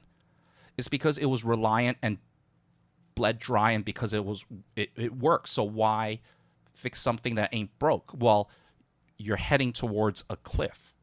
So yeah, the wheel is good, but when it goes off the cliff, it doesn't matter how good the wheel is. It's gonna break. Yeah, you're gonna see a lot more mergers and acquisitions soon. I mean, there's already so many studios. There's Gonzo, Satellite, Studio Kai, Agiado, EMT Squared, Drive, and all that. Like, again, I don't know how many of those are subsidiaries of other companies, but you know that there's going to be more companies that'll be absorbed by bigger conglomerates. I mean, what is it? Madhouse back in the day, right? The titan that it was. We even did tons of episodes on it. Mappa back then was like the new kid on the block from Madhouse. And now it's 10 times what Madhouse was. Yeah, and plenty of... what was it? The director of JJK, right? Mm-hmm. The Korean, Park? I forgot his full name. I'm so sorry. But I think his last name is Park. The director. He started his own studio. And he directed JJK Season 1. And he was part of Mappa. Ong Young Choi obviously is part of Science Saru. But it was like... Not part of. She is. She is. Sorry. She is now, yeah. I mean, she always was, actually. But not... Park Seung-hoo. Okay. That's the director of JJK. And I think, what was his new studio? Do you know? It is called... Okay. While we'll search for it. I think it's E&H Production. Yeah. But as you can see here, it becomes cyclical. Because Mappa now works with Madhouse. Obviously, because there are ties, and there are the same. Some of them are the same people back in the day in Madhouse, but then it's kind of like Ouroboros, right? Like kind of eating its own tail, and it's just keeping going. It's like, because I'm gonna guess some of these boutique animation studios that splinter off from like Mappa or Kyoto Animation or all of these big names, like whoa shit, what was her name? Yamada, the one who did Heike Monogatari, but used to do Sound Euphonium and Liz and the Bluebird. Yoko Yamada, I think, is her name. She was with, let me make sure. Is it Yoko Yamada? Sorry. The point that I'm trying to make... Naoko, sorry. She was with Kyoto Animation like almost since the beginning, then decided to splinter off. And what was it? Yuasa founded Science Saru, of all things, of course. But then splintered off because he doesn't want to be necessarily the part of the studio as like a leadership role, wants to do his own thing. I mean, that's a very good example. But then what happens with Inuo? Oh yeah, I'm going back to Science Saru. Like, hasn't released anything since. Yeah, so it's like you made a decision to leave, like your to venture out on your own, only to be brought back or bought out by your big brother that you left, even though you might be stronger and better or more creative, or you did your thing. It's like, what crazy kind of weird situation is that with mergers and acquisitions? We're in a situation now in terms of how anime is produced, where it's It's the Coca-Cola effect. It's the Nestle What is that? effect. In that, when you drink a bottle of water and you see the logo Coca-Cola on it, you're just like, what the fuck? You mean LMNH, right? The Louis Vuitton thing. These big companies just have their hands in everything. And Yeah. it's because they bought everything out. You think they're different, but they're not. It's truly like the David Goliath story, except that David is now armless and doesn't have a slingshot anymore because he has no arms. He can't fight for himself anymore, and Goliath was almost certainly going to win. It sounds like we're really downtrodden and like fearful of how the industry is, heading towards, but you can't help but see like why we have a certain sort of like fear of how things will unfold. We love anime, despite the fact that we don't watch it as much as we used to, or we just haven't been able to allocate enough time towards it. But no matter what, like It's still a big part of our lives. even if I grow old and I don't watch anime anymore, I will still look back on this and be like, this was a good time of my life. What I'm worried is that with future generations of people who get into anime, who get into manga, or even get into any sort of medium, that the level of quality is going to drop, but the amount of hype, the amount of marketing is going to increase. Anime has never been more widespread than it has been now, or even in the past 5 years, right?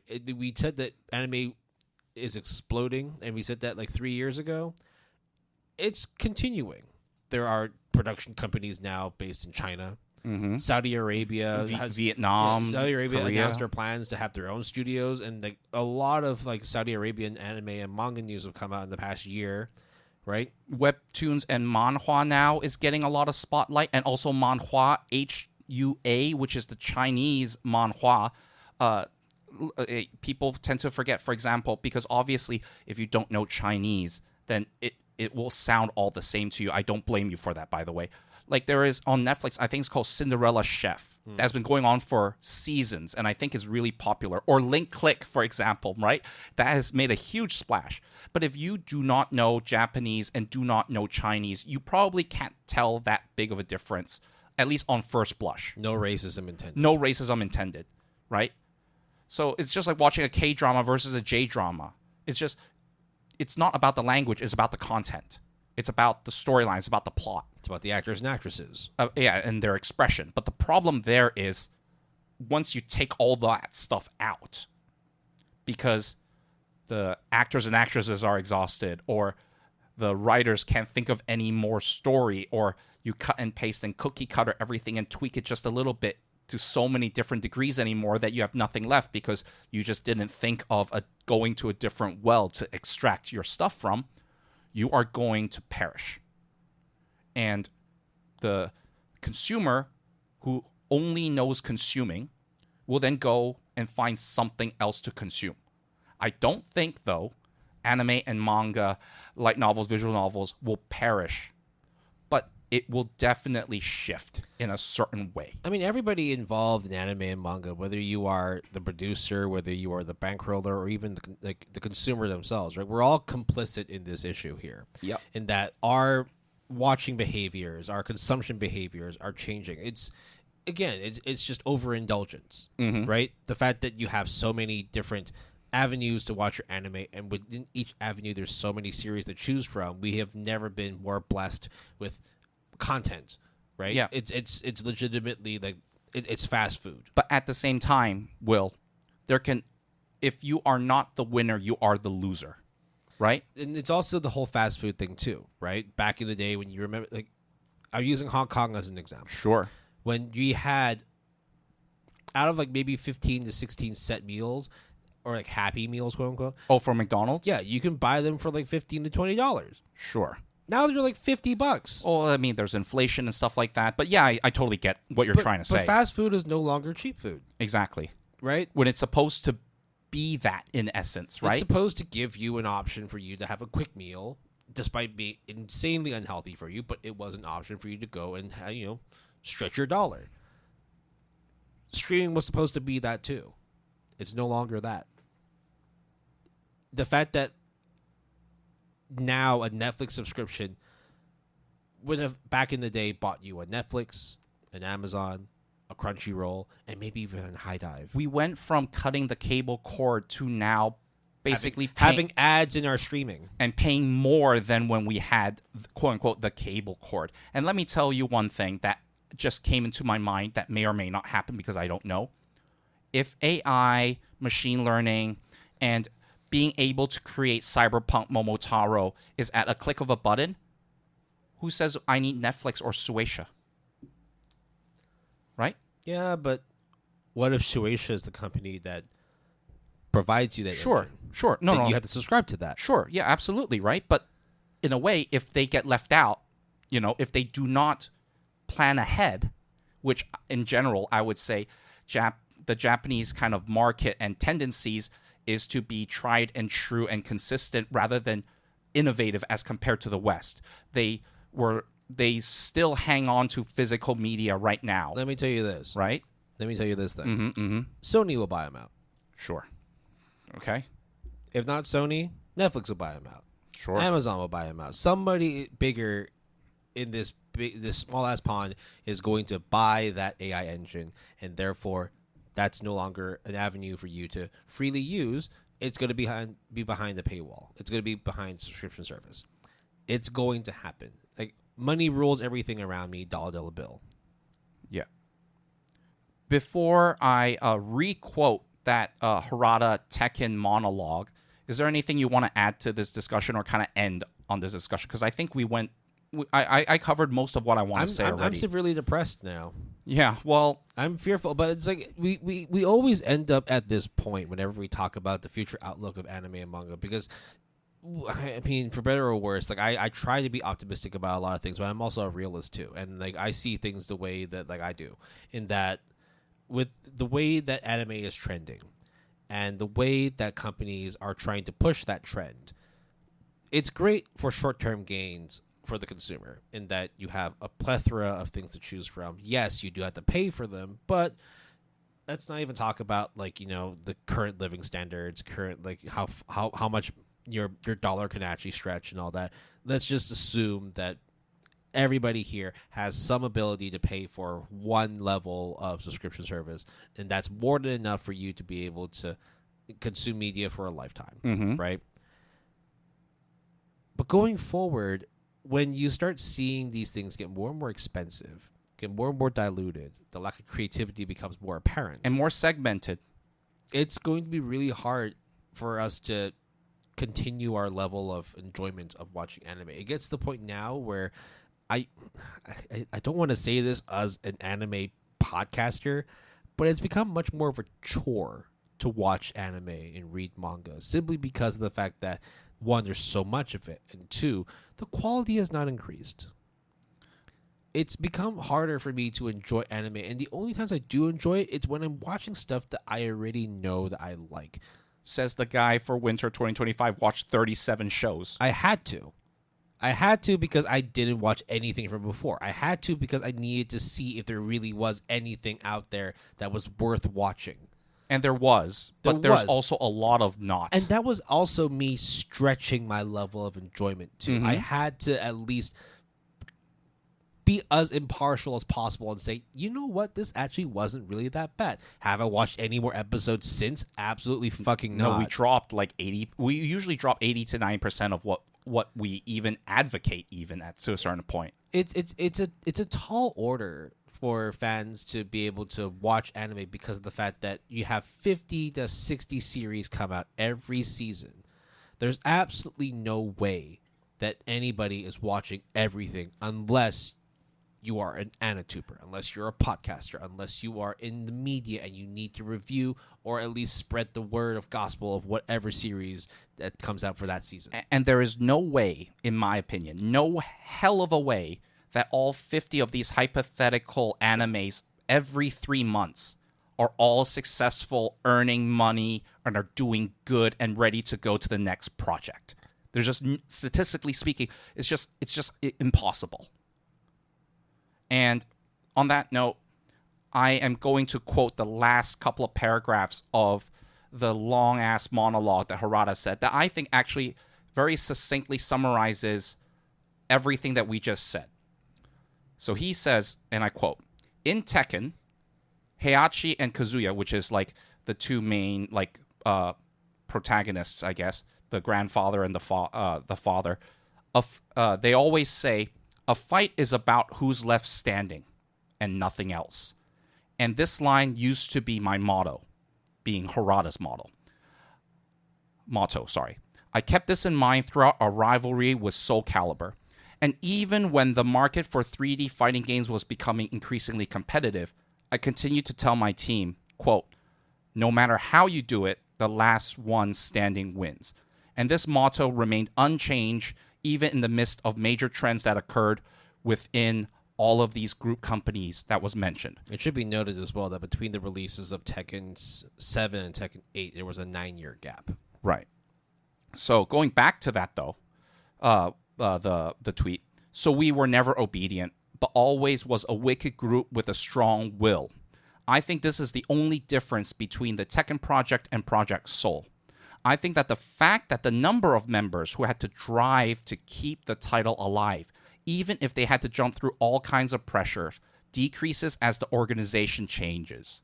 And it is one of the aspects that weakened Project Soul little by little. And I'm not saying is all, but it was a big factor. And it happened due to organizational policies, not individual problems. But from my point of view, I don't think the fire of Project Soul has been extinguished. There are still a few people in the company who have the will to do it. I would like to believe that they are just not united now. And I really, really believe that one line towards the end. That I just believe, for no apparent reason, despite all this evidence, that we are going to be fine as a consumer base, fan base, as an industry. But there is a lot of problems and a lot of crap that we're going to have to go through. And I think we are, again, quoting my original kind of thesis statement, we're at that tipping point, Will.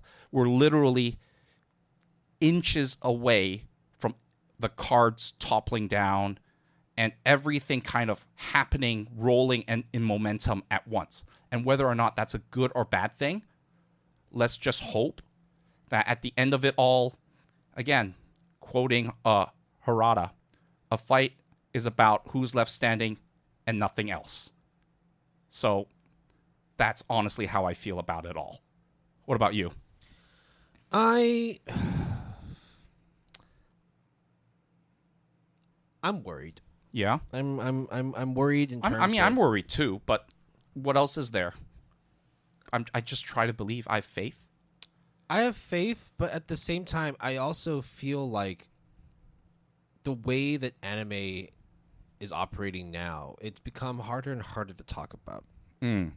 And this is not just us as well. I've noticed this through my YouTube as well, where a lot of AniTubers are still on there, in that there really isn't a whole lot of AniTube content now. I mean, look at Trash Taste. Well, Trash Taste set itself to not actually talk about anime. That's true, right? I mean, that the reason why they do that is because they talk about anime already in their original lives. Therefore, they wanted the podcast to talk about other stuff. Okay, I take that back. But Anime Man hasn't really done any anime stuff recently, and Joey, right? He's even said as well he regrets calling himself Anime Man because now he's branded as such, right? Right. C-Dog VA doesn't really do a whole lot of anime stuff at all, unless if it's JoJo. But that's because of the fact that like he does a lot of live streaming. He's done a lot of good work in terms of like doing fundraisers and all that. A lot for a lot of different like health organizations. So props to him. But no anime content there. Even Giguk doesn't really do a whole lot outside of anime reviews of the season, or retros or just previewing what's coming up in the upcoming. Even Mother's Basement. Yeah, and Eye Patch Wolf is kind of the same too. Everyone is kind of at that point, right, where it's stagnated. It literally is stagnated.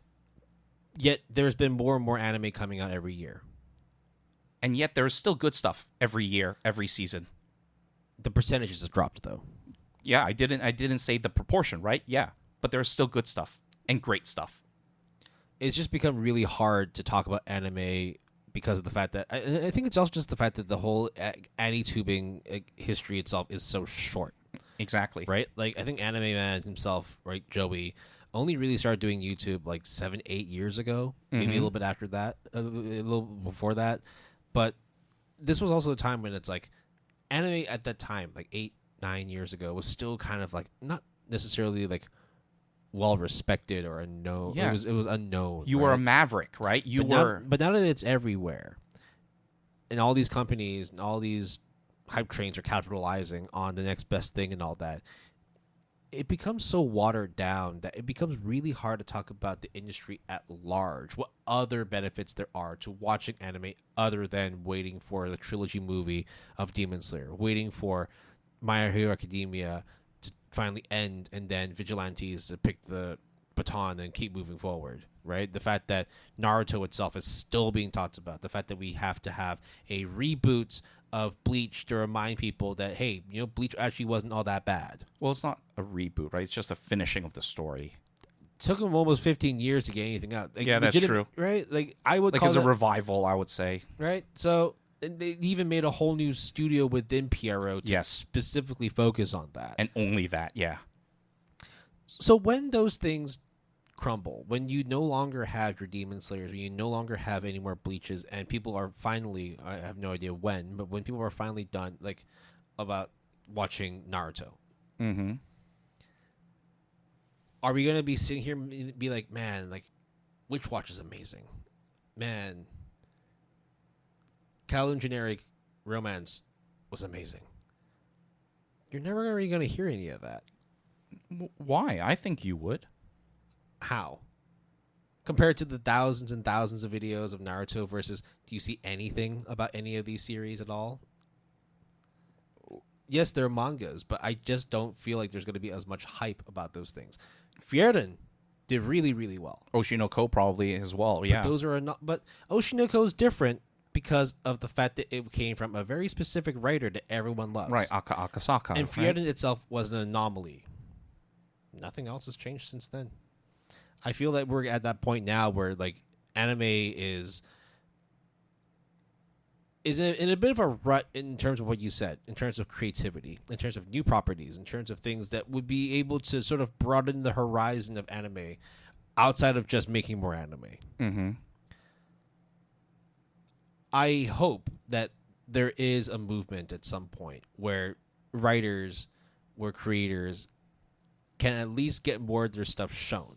But until Shueisha stops canning series after one season, until Shueisha allows for mangakas to grow and at least put stuff out without restricting them in terms of, you didn't meet these sales, so we're canceling you.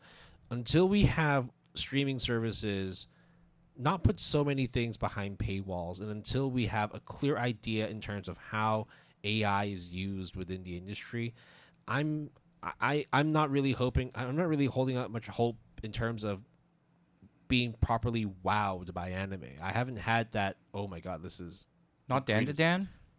It's okay. I really like Dandadan, but I would agree that it didn't. Was the hype as big as what Demon Slayer had? Was the hype as big as what Attack on Titan had? No. Not for me, at least. Not for not like Attack on Titan season 1. Not like the first season of Demon Slayer. Or, you know, when season 3, part 2 of Attack on Titan came out, right? Anime hits different. It hits different now as it did 5 years ago, 10 years ago, because the hype was fresh, right? But we're hyping the same things in a different skin. That's what I mean. We're hyping action shonen. Shonen action. We're hyping isekais. We're hyping romances that actually, you know, these things had already existed before. I haven't watched an amazing sort of like romance drama or drama series since Fruits Basket. And Fruits Basket was top tier. And that only happened because the fact that they decided to reboot the series that came out 20 years ago. all of it, right? Like, you normally don't say that. Do you know what I would really, really love? What? I know I have I wanted to ask you what your stance on reboots was, but I'm pretty sure it's similar to what I feel like. I would really love for two things to happen. Okay. They bring back Nana. Okay. And they bring back Oran High School Host Club. Okay. But that shit's not going to happen. because those things, the hype has died so long ago, and I could be proven wrong because Rama Half came back, Rurouni Kenshin came back, Urusei Yatsura came back, and Rurouni Kenshin also has let's say creator problems. Shaman King came back. Yeah, anything's possible, but whether or not that Starlight is going to continue, it's hard when you have other major hype properties just overlapping and just shadowing above everything else. In my opinion, I would say that even though I agree with pretty much everything that Will says, I'm a bit hopeful and have faith that things will pan out more okay than I describe it to be, with no evidence to say that other than I just hope I am. You're hoping because the opposite is worse. It's done. Yeah, and in my opinion, I think one of the ways that it can be is when anime becomes an international thing, but it is still inherently Japanese anime as we know it. But this time, it's Chinese. This time, it's Korean.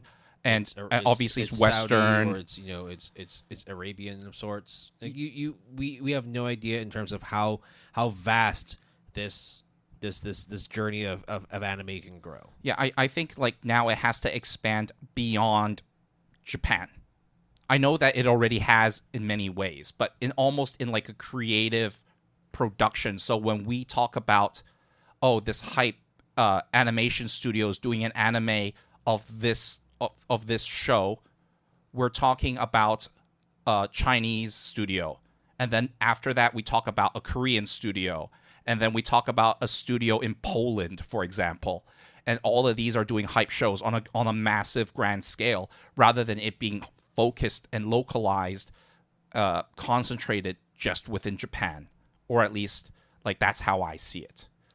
Yeah, I think that it's also the fact that like this is one of the cons of anime growing out from niche to mainstream, and that when you have more and more eyes on things, like that's why like we had so many people that held such high faith and high that's why you still have people who absolutely love Naruto despite it coming out 20 fucking years ago, right? That's why you still have people that are long-standing fans of the JoJos and the One Pieces despite the fact that shit came out well over 30 years ago. And yes, they are still running today, right? But it's because we hold on to those things so dearly when JoJo itself was relatively unknown. One Piece was nowhere near as hype as it is now, right?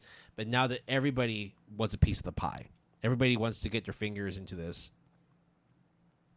you're gonna start seeing things.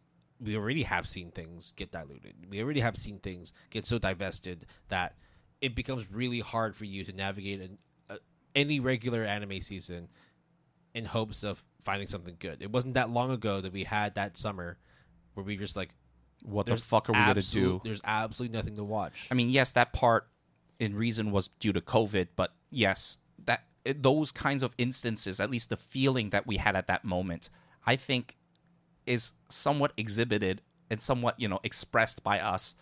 The past we're all complicit. Yeah. We played into it too. We loved the stuff of the old, therefore we're going to perpetuate the cycle of this hype train.